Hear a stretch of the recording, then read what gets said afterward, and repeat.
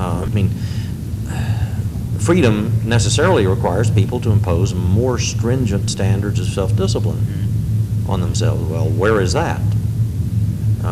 That's not there in the journalism. It's not there in the educational system.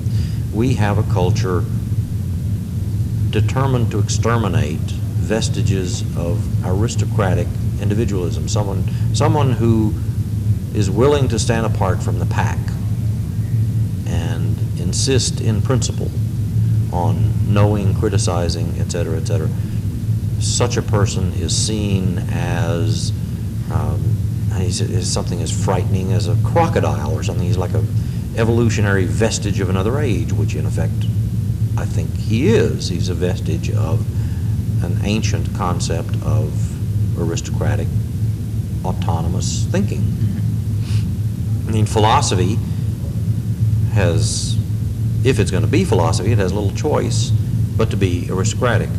It's determined to understand according to a stringent code of truth, of right, of justice, goodness, etc. We've tried as mightily as we can to academicize philosophy, which is to purge all of that, to turn philosophy into just another domain of objective research, academicism. The upshot is we have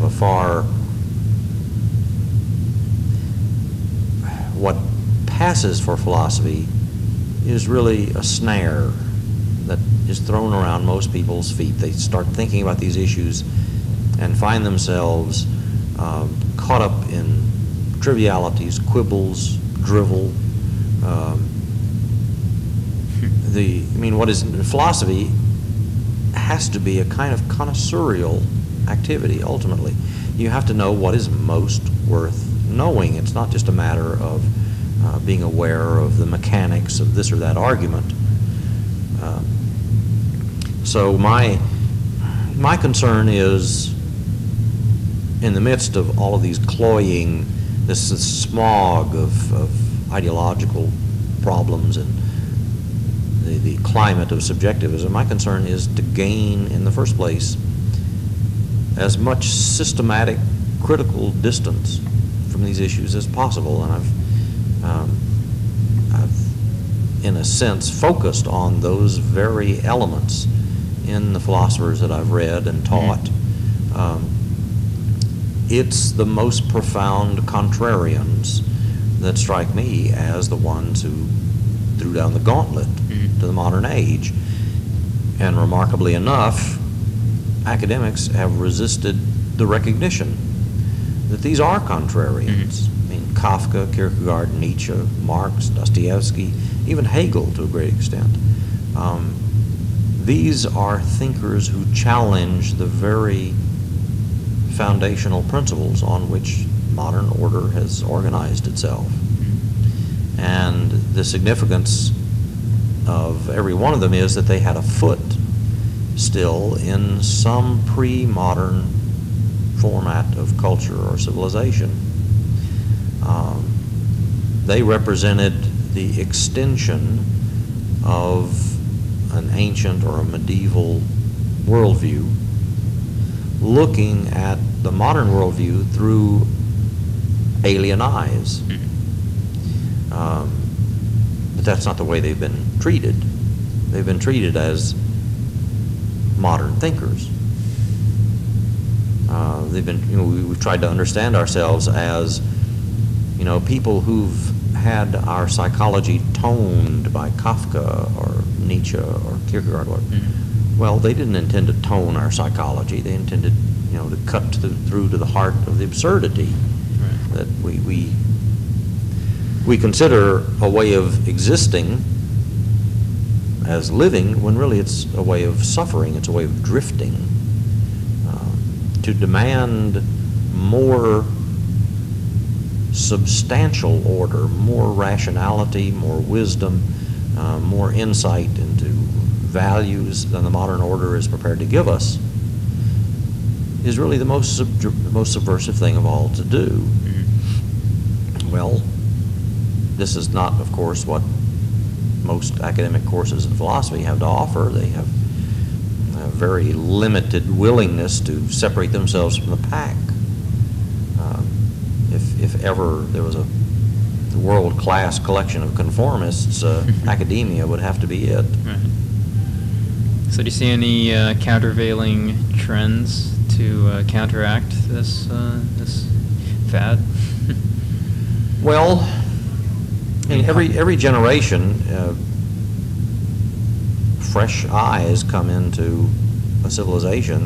There's the demand on the part of a new generation that this way of existing and seeing things should justify itself. And I believe we see stress in the form of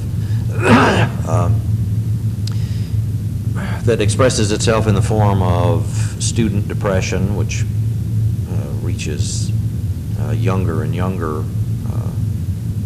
crises. I believe we see it in the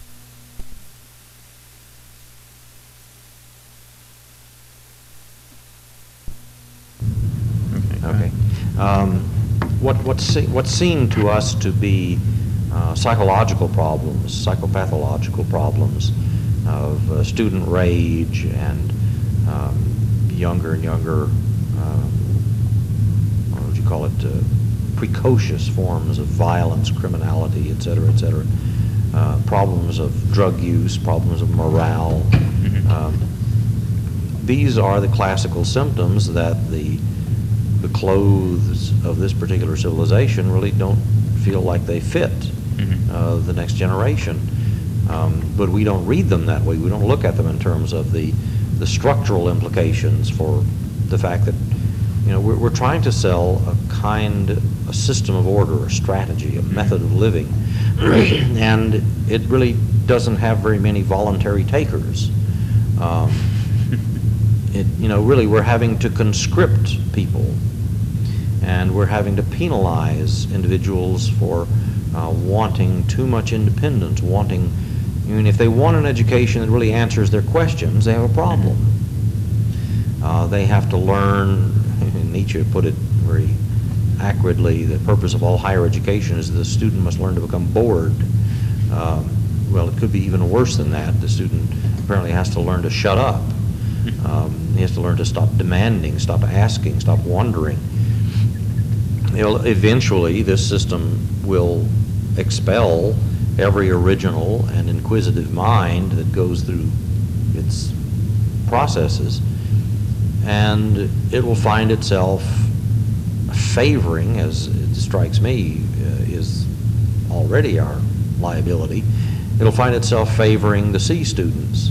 We would rather have mediocrities. The middle of the bell curve. That's right. Of course. Well, I mean, the studies that have been done, to my knowledge, of who winds up in jails, penitentiaries, and so on, criminals tend to have a higher than average IQ.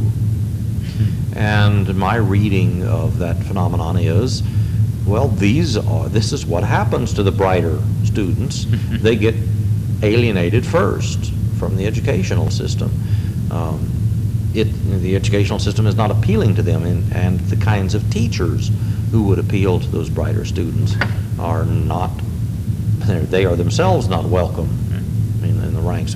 It's a system which is trying to recruit humanoids for its mechanisms, and the less individuated people are. I mean, we're selecting for petty bourgeois mentalities, conformists, highly provincial mentalities who have no notion that things have ever been otherwise in history or in other countries or cultures. We're enforcing a very artificialized system of regularity. We're trying to convince people that this kind of ordinariness is the only kind that is possible or thinkable or that really has ever been. But the truth of the matter is it is less plausible, it's less feasible, it's less workable as a form of order. It calls for human beings to sacrifice too much of what makes morale possible. And sooner or later, that crisis crops up in individual lives, it crops up in political culture, it crops up in institutions. A society cannot run, even an economy, a highly sophisticated, supposedly technologically controlled economy, cannot run for very long without the energy of human purposes. People have to believe in what they're doing. We think we've evolved a system that can do without that. But that's our folly. I mean, we pay for that folly, of course, with worker morale, with investor discontentment, with the apathy of students alone has to be one of the most distressing expressions of that decayed culture. Right. It seems we're in the, well, from what I'm hearing you're saying, it seems like we've been caught in this particular era of counteracting forces that have sort of crisscrossed, and we're in the middle of it. And it's like, so why are we so ignorant of all these issues? One answer would be all these ideologies, Christianity, because to not have faith would be to be aligned with the devil. Capitalism, because to do otherwise would be profits. Science, because to do otherwise would be to fall prey to superstition. Yeah. And all these different forms, I think we would have never had the society we have right now in any other circumstance. We've been trained to be obedient. We've been trained not to color outside the lines. We've been trained especially to honor or to esteem being held in good repute by other people. All of our professions tend to have a very, I don't know how to put this, they have a very weak moral component, in the sense that we do not make tests of moral character before conferring a professional degree on someone, in no field, in law, in medicine, teaching, whatever. But there is a very high collegial control, which is not at all the same thing. Someone may be petty-minded, but as long as he has a good reputation, that's not an impediment.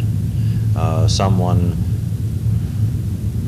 may be dictatorial in the classroom or whatever. That's the student's problem. That's not his colleague's problem.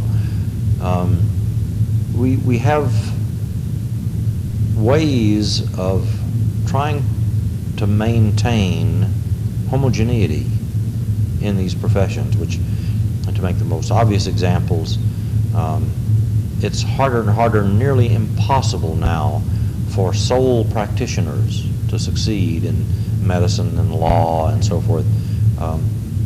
The cost of a professional education is such that people wind up being assimilated into partnerships, institutions. Well, the educational profession has had these problems so long ago and so overwhelmingly.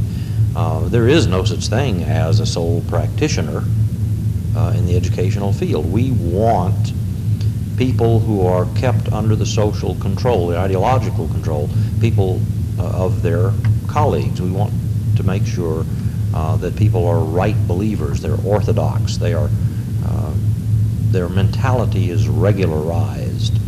And all this does, this guarantees nothing in the way of rationality, objectivity, criticism, etc. All it does is dampen down the variations of how people see things. Mm-hmm. So the field of acceptable perspectives becomes tighter and tighter, more provincial.